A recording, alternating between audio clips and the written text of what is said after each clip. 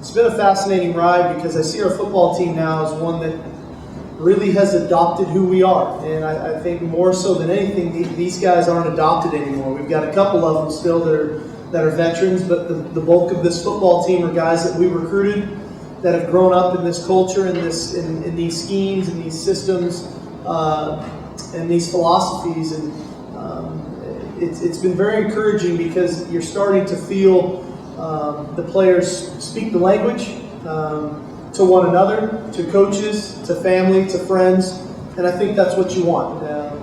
Right, wrong, or indifferent, this is what we believe in and the things that we're doing, and I think our players, our kids believe in what we're doing, and I couldn't be more excited about that. I like the leadership on this football team. I think we've got a senior class that is hungry, that has endured a lot of challenges from their freshman year, but have persevered and have understood what it takes, not only from a mental and physical toughness standpoint, but from an emotional standpoint. And I think they're hungry and eager to have a great senior season, and they've earned and demanded the respect from the youngsters on this ball club to follow their lead. In all, I think we're primed for a great training camp. But in a nutshell, I think this is our most athletic team that we've had in 3 seasons from a depth standpoint. I love the depth at safety. I love the depth at linebacker. I love the depth at wide receiver. We have better depth on the defensive line than maybe we get credit for, and I think we have better depth on the offensive line than maybe we get credit for. I expect really competitive young men. They're both highly competitive guys. I expect them to have their struggles. They're freshmen. That's the reality of it. I expect them to flash and to do some things that'll wow people because they're that talented of athletes.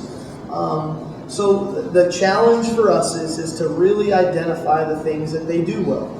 Austin's got a little bit of an upper hand because of the fact that he was here for spring football practice.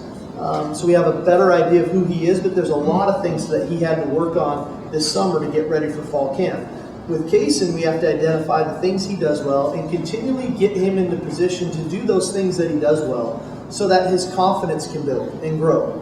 And then identify the things that he maybe really needs to work on if he's going to be successful at this level playing that position. And we got to hammer those things home and really teach and coach to those things so that his level of play can find itself to where he can be a consistent college football player as a true freshman.